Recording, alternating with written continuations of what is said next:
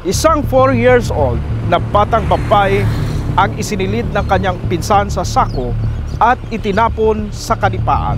Ano ang motibo ng sospek? Huwag ka tinangis, oh! Buhay mo noon, hindi ka ginawa. Ha? Ano pala, ano? Buhay mo, hindi ka tangisay. Nabulabog ang mga residente sa lugar na ito kahapon. Isang batang babae ang natagpuang nakasilid sa nakataling sako at itinapon sa lugar na ito. Paneho, doon nga, buhay mo ginawa. Ay! Ano nga? Ay, ano nga? Ay, durang. Ay, durang. Ay, durang. Ay, durang. Ay, nung sano? Ay, nung sano. Basta, oh. Sa investigasyon ng pulisya, natuklasan ang bata nang mapadaan sa lugar ang isang residente.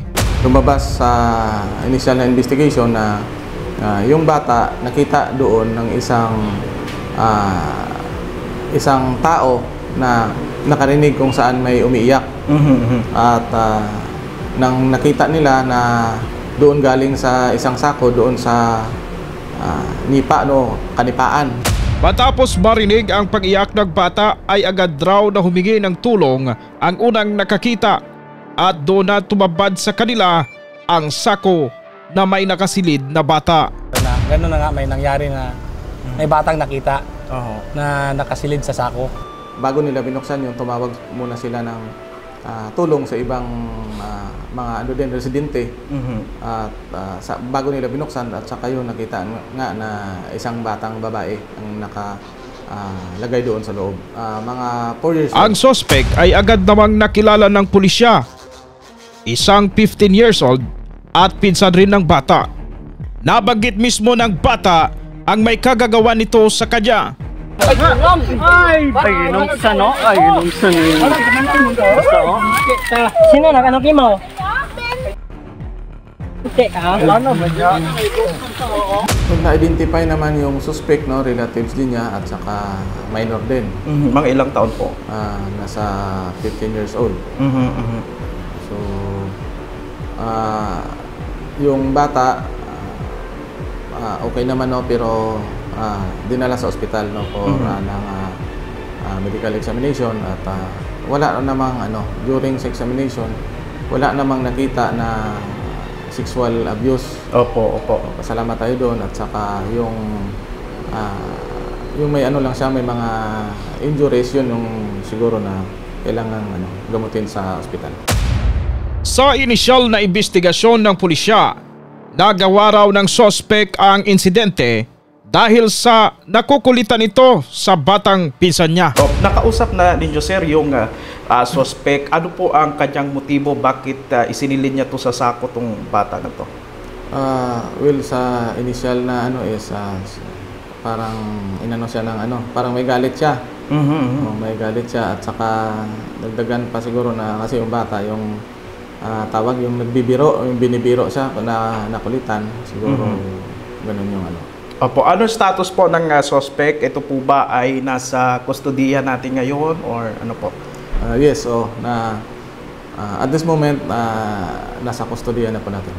Ang itong minor. Yes, So anong mangyayari po sa minor po? Well, sa ngayon pinaprocess na, so minor yan, may kailangan na mga gawin, yung sundin yung proseso bago may file yung kaso. So ongoing na yung process ng ating WCPD with the coordination of course sa ating DSWD. Opo. Sa malaliman na investigasyon, paano po nangyari na napunta yung suspect doon sa bahay ng biktima at naisilid tong biktima sa sako? Wala po bang kasama itong victim sa bahay po? Yung victim, magkaano lang kasi, yung mga bahay kasi nila nito magkatabi, considering na mag-relatives nga sila. Opo. Magkatabi lang yung bahay at walang ibang kasama. At saka yung bata sumama din doon sa may kanipaan kung saan nakita at doon siya sinilid. Kumbaga niyaya siya ng suspect. At doon na mismo nilagay sa sako. Yes, Opo. Nung makita ng mga residente doon ang sitwasyon yung bata nakasako and then yung sako po nakatali raw umano. Yes, nakatali. At saka umiiyak yung bata sa loob. So kung walang nakakita, posibleng mapatay ang bata ngayon. Yes, may possibility. Sa aming pagbisita sa Barangay Kahilo, Makatuaklan, nakausap namin ang kanilang barangay kapitan. Sakit raw ng ulo ng barangay ang sospek. Marami na raw itong kaso ng pagnanakaw sa kanilang barangay. Ano tong background ng suspect po? Yung suspect kasi sir, ano yan lagi laging nagnanakaw ba yung ginagawa niya. Pasaway dito pasaway. sa barangay. Kahit sa ibang bayan din, sa ibang barangay. Ganon din siya. Pero bakit hindi na huhuli ito? Nahuli na siya, nahuli ko na rin kami ng pulis. Tapos, pinaamin na namin, nakuha na namin sa kanya yung mga items, pinicturean, tapos pinakawalan din siya kasi minor nga. Yan, parang problema talaga diyan ng barangay, hindi lang dito. Kasi yung bata naman yan, nito lang na umuwi dito yan, dahil sa problema nila siguro siya, yung bata niyan, hindi naman dito yung nakatira eh. Nangyari lang yan, napunta lang siya dito yan, parang may ginawa ata na problema sa ibang barangay. Mula raw nang lumipat sa kanilang barangay ang batang sospek ay marami na silang reklamo na natatanggap sa barangay patungkol sa pagkakawala ng anumang gamit at minsan pa nga raw pati manok ay di pinapatawad. Pagdating nga dito, marami na nangyari, daming problema,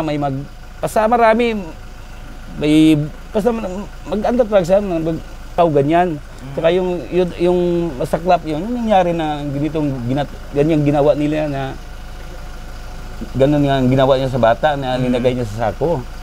Dahil sa pangyayari ay nagbigay ng paalaala si Police Captain Abdon De Mateo, ang hepe ng Makato Municipal Police Station. Huwag lubusang ipagkatiwala ang mga bata sa kahit sino man, maging ito ay kaanak man. Huwag tayong masyadong magtiwala. Huwag nating pabayaan, lalo sa mga magulang. Huwag nating ihayaan lang. Lubusang ipagkatiwala kasi kahit kapamilya natin yan, hindi natin masasabi yung mga possible na mangyayari, maisipan nila, lalo na kung sila lang yung magkasama sa walang ibang tao na makasama yung bata. So ingatan po natin, huwag nating hayaan lang na walang nagbabantay sa mga bata natin, lalo na yung mga maliliit na talagang halos hindi pa alam ang gagawin at mga talagang bata pa talaga. Opo. Yes. Maraming salamat ulit sir sa oras na binigay sa amin po. Maraming din salamat.